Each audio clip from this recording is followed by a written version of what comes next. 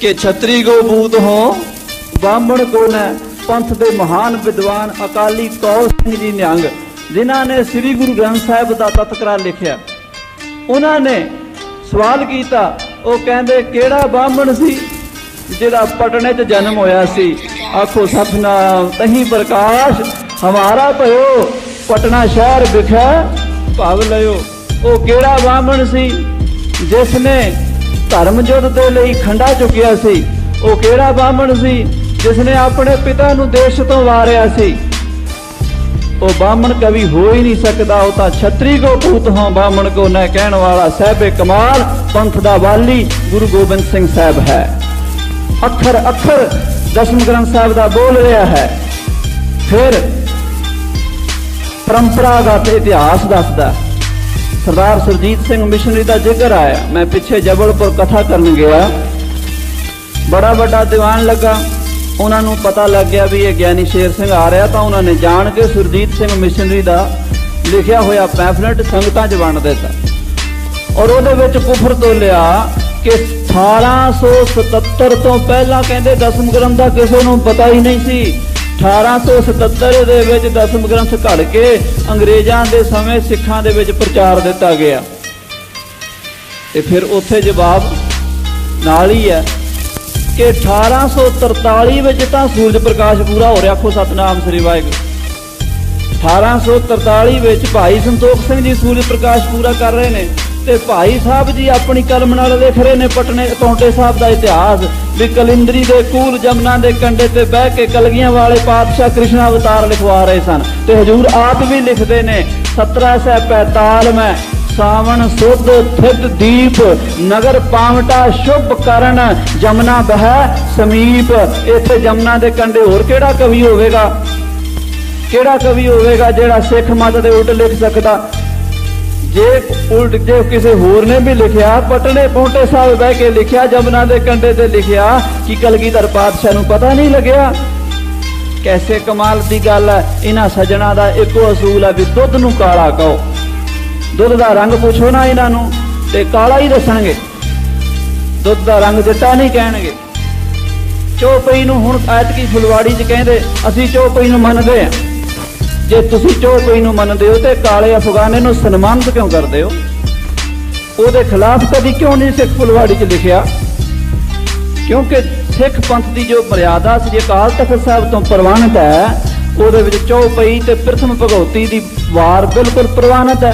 ज्ञानी भाग सिंह नूं इसे बिना ते पंथ चों छेकिया गया सी कि उसने दसम ग्रंथ निर्णय लिख के भगौती दी वार ते और इस मुद्दे ते जो चौपई साहब है ये उत्ते किंतु कीता सी, पंथ चों छेक दिता गया।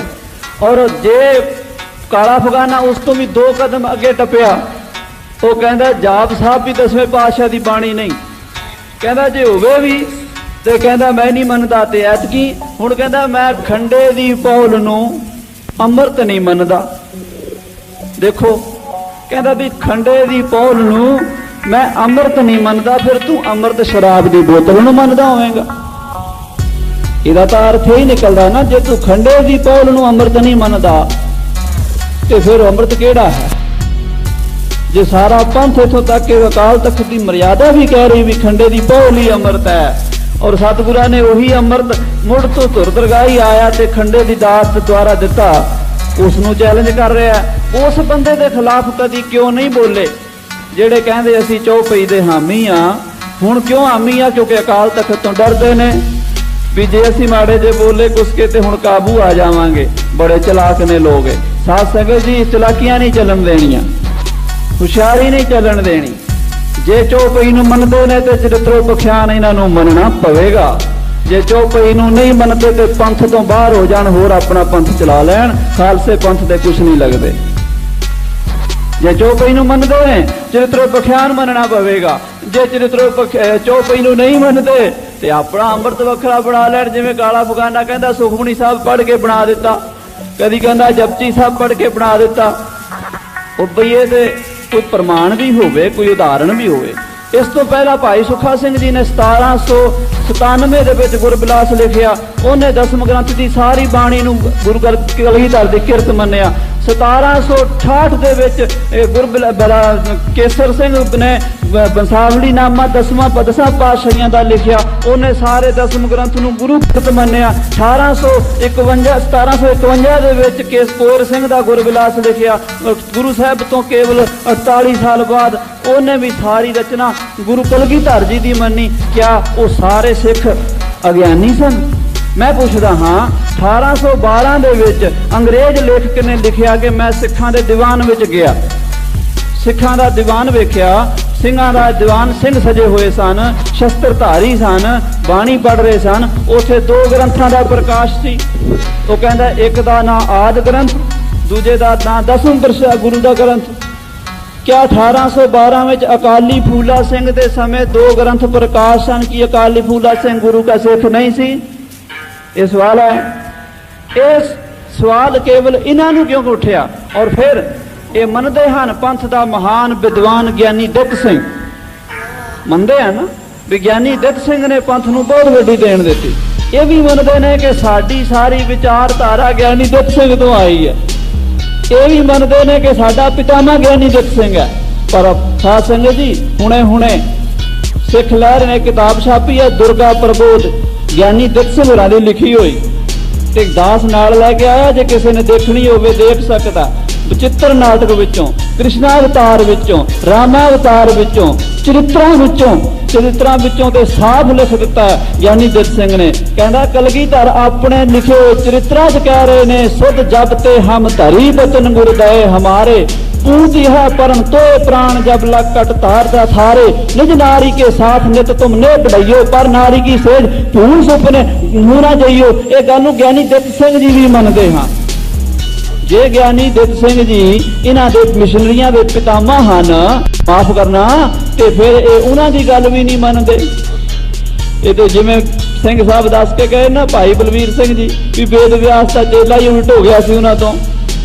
ये अपने प्रोफैसरां तो ही उल्ट हो गए। सब तो लेटेस्ट जिहड़े साडे विद्वान होए प्रिंसीपल साहब सिंह जी सिख मिशनरी कॉलेज शहीद अमृतसर दे, उन्होंने भी प्रथम भगवती के हक में लिखिया। प्रथम भगवती सिमर का उन्होंने कहा भगवती का अर्थ परमात्मा है, परमेश्वर है, ना कि कोई देवी। पर अज धक्के नाल अर्थ कर रहे ने, नहीं जी कभी भी नहीं हो सकता परमात्मा का अर्थ। तो फिर जे भगवती का अर्थ परमात्मा नहीं हो सकता तो मुरारी का अर्थ परमात्मा भी नहीं हो सकता, क्योंकि मुरारी का मतलब है मुर नाम नूं मारन वाला राह। वो कौन सी? वो कृष्ण सी, फिर उसका अर्थ कृष्ण ही करना पवेगा। जिन्हें संसरनामे दे विच नाम ने उन्हां दे अर्थ करोगे किवें करोगे? गल्लां बहुत ने, मैनूं 2 घंटे चाहिए घट्टो घट्ट इस विषय ते बोलण लई, समा बहुत घट है। मैं एको गल कह दियां, खालसा जी ये साडियां जड़ां नूं फोरा लाण दी कोशिश अज दी नहीं कीती गई। एक न्याय है, एक न्याय है भी किसी चीज नूं सीधे तौर ते कंडम करना बड़ा औखा हुंदा है। जिवें मैं कह दिया बई आ शेर सिंह नहीं तो तुसीं कहोगे लै ये तो झूठ बोलदा, शेर सिंह ही तो है, फिर की कहना पवेगा? फिर हौले हौले ना ये जिहड़ी इहदी उंगली है ना ये शक्की लगती है कि ये बनौटी है, हो सकता सर्जरी करके लवाई होवे। फिर कहना भी ये हाथ भी बनौटी है। फिर हौले हौले जिहड़े मन गए लोग भी हाथ बनौटी है, फिर कहना भी ये बांह भी जिहड़ी है ना ये बनौटी है, फिर इसका मोढा भी, फिर ये सारा ही बनौटी है। 1849 विच अंग्रेज़ां ने पंजाब ते कब्जा कीता सी, ये गल सारे जानते। जदों अंग्रेज़ां ने कब्जा किया, अंग्रेज़ां ने सारे सिख लिटरेचर नूं आदि गुरु ग्रंथ साहिब जी, दसम ग्रंथ साहिब जी, सरबलो ग्रंथ, सूरज प्रकाश, पंथ प्रकाश सारे ग्रंथों का मुताला किया।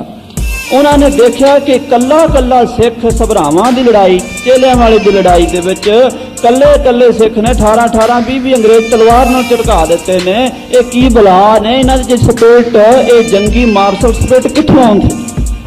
फिर उन्होंने आख्या भी इन्हां दे ग्रंथ पढ़ो। जदों ग्रंथ पढ़े उस निर्णय ते पहुंचे कि जिहड़ा 1.25 लाख नाल लड़न दी स्पिरिट पैदा करदा वो दसम ग्रंथ है।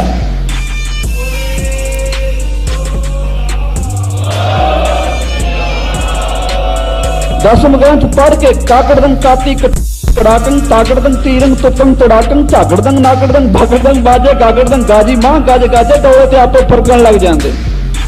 पानी टक लग जाती है दसम ग्रंथ पढ़ के। सूरमे बनते ने बहादुर बनते। अंग्रेजा आख्या जे ग्रंथ इन्हां कोल रह गया 10 साल राज खो लैणगे साडे कोल। जे ग्रंथ ते पढ़ते रहे विश्वास करते रहे ये नहीं सानू राज करन देणगे। राज करन दा तरीका इन्हां इस ग्रंथ तो बेमुख कीता जावे उहदे वास्ते तरीका वरतिया गया। सिੱਖੀ रूप दे विच किरपाना पवा के पग्गां बना के बनौटी सिख प्रचारक पैदा करके साडे अंदर 2-4% उन्हां कोलों कदी दसम ग्रंथ ते कदी भगतां दी बाणी ते कदी भट्टां दे सवैयां ते कदी रामगली दी सट्टे बलवंडे दी वार ते कदी भाई गुरदास दी 10वीं वार ते कदी 39वीं वार ते कदी 41वीं वार ते किंतु कराए। फिर सूरज प्रकाश ते कलम फेर दित्ती। पंथ प्रकाश नूं बतौड़े दस दिता। सारा लिटरेचर साडे निगाह च वहमी भरमी बना दिता। ये कह दिता इन्हां च ब्राह्मणां ने मिलावट कीती है। मैनूं दसो किहड़े ब्राह्मण ने मिलावट कीती है ते कित्थे कीती है? कुछ साबित तां करे। गल नूं समझिया नहीं। जिस गल दे लई कवि लिखते रहे जिहड़ी गल विच कोई मुद्दा सी एक विचार सी उस नूं नहीं समझिया ते अणसमझी दा कारण साडे नाल ओह हालत होई है जिवें एक राजे दे दरबार विच जुलाया गया। जुलाया ओह जिहड़ा कपड़े बुणन दा काम करदा उहने आख्या राजा साहब मैं बड़े कमाल दा एक काम कीता कि पग तैयार कीती है। ओह पग मैं आप जी नूं कहो ते दिखावां। राजे ने कहा दिखा। वो कहता जी मैं अज तो नहीं लैके आया तुसी दरबार लाओ फिर मैं सारे दे सामने दिखावांगा। राजे ने दरबार सद लिया। बड़े बड़े आ गए कहते वो पग ये है भी मेरे को डब्बी च बंद है बहुत कीमती बहुत छोटी मलमल की पग है मैं तुहानू दिखावांगा सारा थान खोल के परंतु नज़र उसनू आवेगी जिहड़ा अपने प्यो का सका पुत्र होवेगा। जिहड़ा प्यो का पुत्र ना होया उहनू नज़र कोई नहीं आउणी। राजे ने आख्या ठीक है। बह गई सभा उहदे विच लग पिया। वो जुलाए नूं एक वखरी चौंकी ते बिठाया। बड़े बड़े वजीर अमीर आ गए। सभा लग गई प्रजा आ गई। वो इस तरह खाली हाथ नाल 1 मीटर 2 मीटर 3 मीटर खाली करी गया ते राजे नूं शक हो गया भी मेरी मां ते वजीर नूं हो गया अपनी मां ते बाकियां नूं सारियां नूं हुण कवे किहड़ा जिहड़ा कवे उहने दूजे नाल इहने आखना भी ओहो वो सारे। राजा कहता बहुत वधिया पग है बहुत ठीक है बहुत अच्छी है। वजीर कहता हाँ हाँ राजा साहब कमाल होई पई है। बस पिछे तो सारी प्रजा हाहाकार ओही गल साडी बन गई। सानू अपने गुरु ते कदी गुरु ग्रंथ साहब ते कदी दसम ग्रंथ ते कदी भाई गुरदास ते इहो जे चलाक लोग शंका पा दिंदे ने। सानू नज़र कुछ आउंदा कोई नहीं असीं वाह वाह करके उन्हां नूं वड्या दिंदे आ। खालसा जी समझण दी लोड़ है। अज सानू अपने विरसे नूं संभालण दी लोड़ है। अपने प्यो दादे दे खजाने नूं संभालण दी लोड़ है। ये बहुत बड़ा खजाना। दुहू ग्रंथ मैं बाणी जोई चुन चुन कंठ करै नित सोई रहतनामे दा वजन है। दोवां बाणी साडा बजुर्गां ने नितनेम बनाया। सवेर का नितनेम वो भी दोवां ग्रंथां विचों शाम का नितनेम वो भी दोवां ग्रंथां दे विचों अमृत छकाया दोवां ग्रंथां दे विचों। फिर किवें कह दिंदे ने ओ वखरा वो वखरा पता नहीं ये अपने अपने मन की घड़ते ख्यालात ने। साध संगत जे 18वीं सदी में जाना जे तो सानू पुरातन तां मननी पवेगी। अज बहुत सारे लोगों ने एक बुलवाड़ा होर तां गल कोई नहीं। इहो जिहियां गल्लां करन वाले लोगों नूं शर्म आउणी चाहीदी है। अपना 18वीं सदी का पिछोकड़ वेखना चाहिए अपना इतिहास वेखना चाहिए गुरबाणी नाल जुड़ना चाहिए। ये मेरी बेनती है समुचे पंथ खालसे नूं अज जागण की लोड़ है। जे तुसीं सौ गए तो कल नहीं अज ही समझो तैयारियां ने। गुरु ग्रंथ साहब ते किंतु होने शुरू हो गए ने। लिखा जा रहा है कि गुरु ग्रंथ साहब विच मिथिहासक तत्त ये लफज गुरु ग्रंथ साहब नाल ना बोलन दिया करो किसी नूं। जिहड़ा अपने आर्टिकल विच अपने लेख च अपने किताब च अपनी लैक्चर च गल कहंदा गुरु ग्रंथ साहब च मिथिहासक ओदी जबान उत्थे खिच के रख दिओ। मिथिहास नाम झूठ दा है मिथ्या नाम कल्पना दा है। जे असीं गुरु ग्रंथ साहब च कल्पना मान लई गुरु ग्रंथ साहब च झूठ मान लिया तो फिर सारा श्रद्धा सारी विश्वास खत्म हो जाएगा।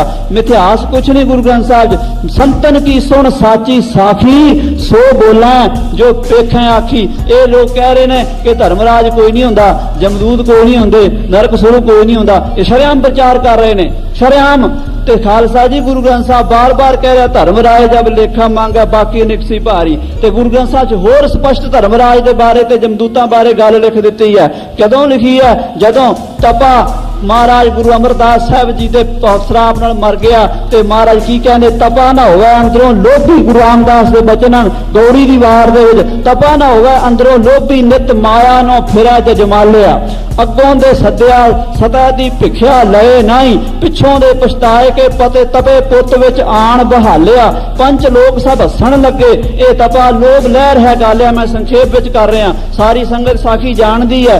जदों बुलाया नहीं आया पिछों दी पुत्र नूं विच बिठा दिता कंध टप्पण लगे दी लत टुट गई ते फिर उधरों ये तपा लोभ लहर है गालिया। जिथे थोड़ा धन वेखा तिथे तपा पिटा नहीं धन बहुता डिठा तपा धर्म हारिया। ते लोकां की आख्या भाई ये तपा ना वही पगला है वह साध जना विचारिया। सतपुरुष की तपा निंदा करे जिवें ये लोग कर रहे हैं। गुरु ग्रंथ साहब की दसम की निंदा सतपुरुष की तपा निंदा करे संसार की उस्तति विच होवे।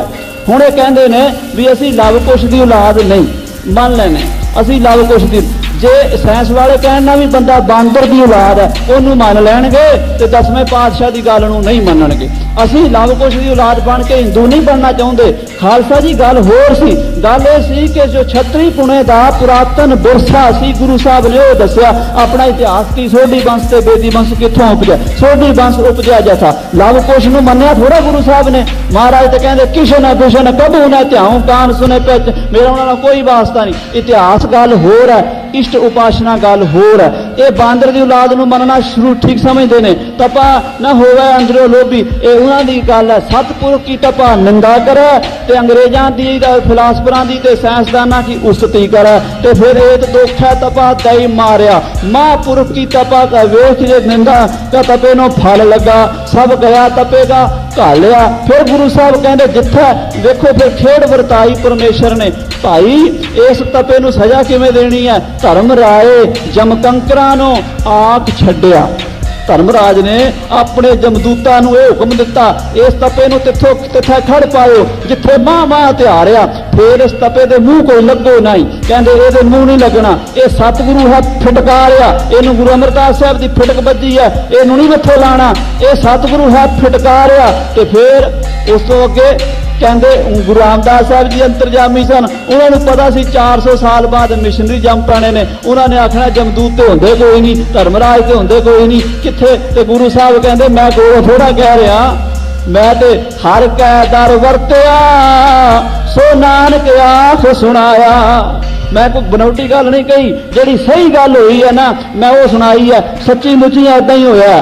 धर्मराय जमकंकरां नूं आख छड्डिया इस तपे नूं तिथे खड़ पायो जिथे मां मां त्यारिया। फिर इस तपे दे मुंह कोई लगो नहीं ये सतगुरु है फिटकारिया। ते फिर इस तपे नूं क्यों आख्या किवें आख्या कहंदे हर के दर वरत्या सो नानक आख सुनाया।